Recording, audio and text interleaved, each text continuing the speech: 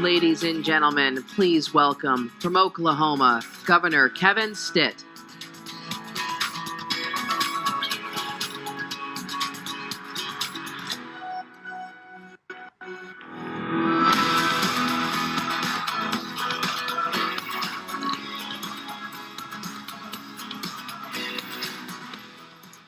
Good evening. Man, excited to be here with you. My name is Kevin Stitt. I'm the governor of the great state of Oklahoma. It is great to be with you here in the freedom-loving state of Florida. Florida comes in second only to Oklahoma. Oklahoma, America's freest state. I'll tell you a little bit about me. I'm a fourth-generation Oklahoman. I've been married to my wife, Sarah, for 23 years, and we have 6 beautiful children. I come from the business world. You see, I started my company when I was 27 years old with $1,000 in a computer. And today, that business has grown to nearly 2,000 employees, and we operate in 40 different states. I was a complete outsider to politics. In fact, my first ever political donation was to Donald J. Trump for president.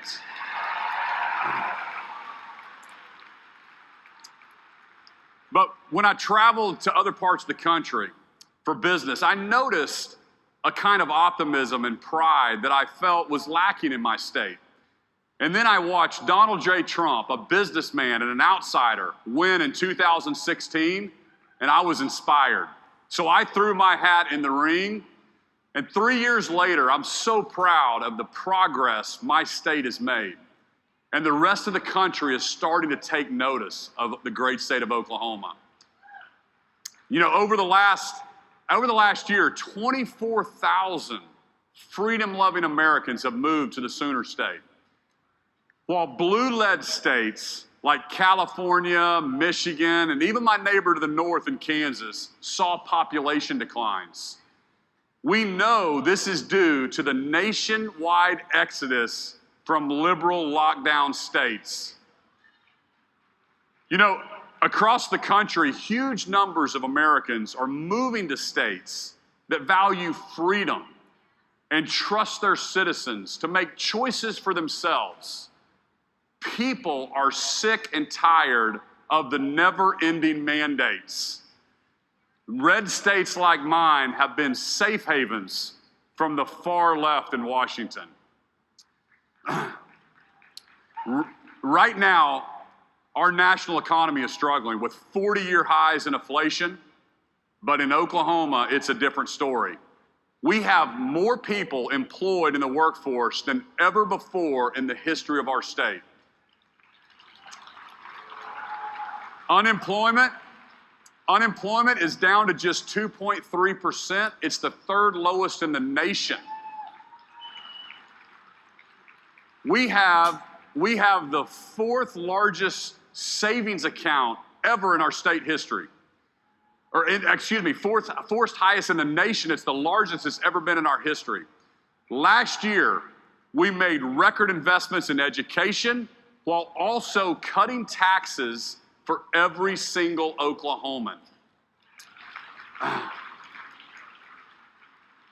But anyone who knows me knows that I'm never satisfied with fine or good. In fact, my goal is to make Oklahoma a top 10 state. And I know we can get there. We cannot get there unless we start improving our education system. You see, for more than a century, the state of Oklahoma has told the government to solve our education problems. And yet less than 15% of our high school graduates are college ready today. Oklahoma is home to dedicated teachers and children who are full of potential, but government-controlled systems have failed us. Oklahoma's last place rankings have gone on far too long in education. So right now in my state, we're looking to accomplish what would be the biggest school choice reform in the entire country. Making its way through the Oklahoma legislature is a bill called the Oklahoma Empowerment Act. It would create an education scholarship program for every single student in our state, regardless of their background or their zip code. Because in Oklahoma, we know that God gave kids to parents, not to the government.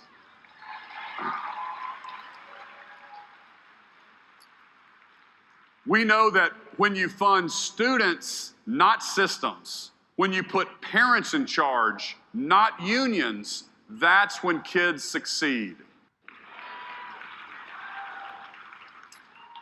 Florida's living proof that school choice works. Over the past decade that they've implemented school choice policies, Florida has seen their students' test scores rise. What's especially remarkable is that low-income students in Florida perform higher on the national report card than their peers in almost any other state. Arizona is another state that proves that when you provide options for parents, students are more successful. And the success of school choice goes beyond the classroom. Think about this, a study by researchers at Harvard and Princeton, they found that winning a lottery to attend a charter school in New York City reduced the likelihood of incarceration for male students by, get this, 100%. In Oklahoma, we want to be a national leader in school choice. But those who benefit from the government's monopoly want to keep their grip on this power. They will go to great lengths to prevent competition, even if that means trapping a child in a failing education model for 13 years. And here's what we think. School choice should not be just for the rich. This is the year of the parents.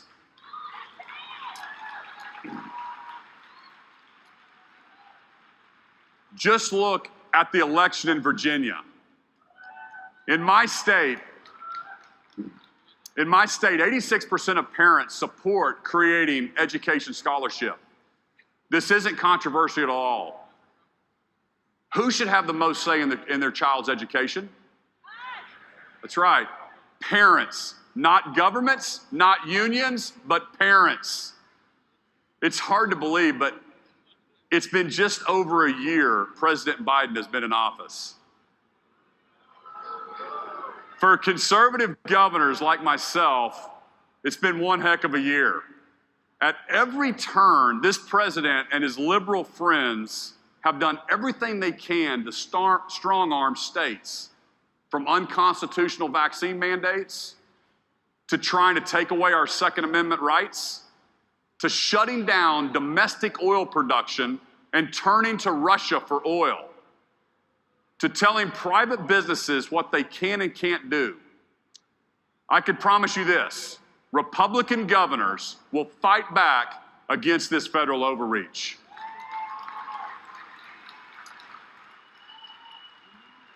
My friend Ron DeSantis here in Florida,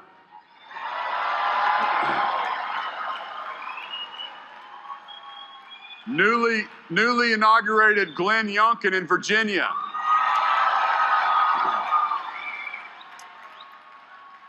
We are the line of defense between the American people and this liberal administration.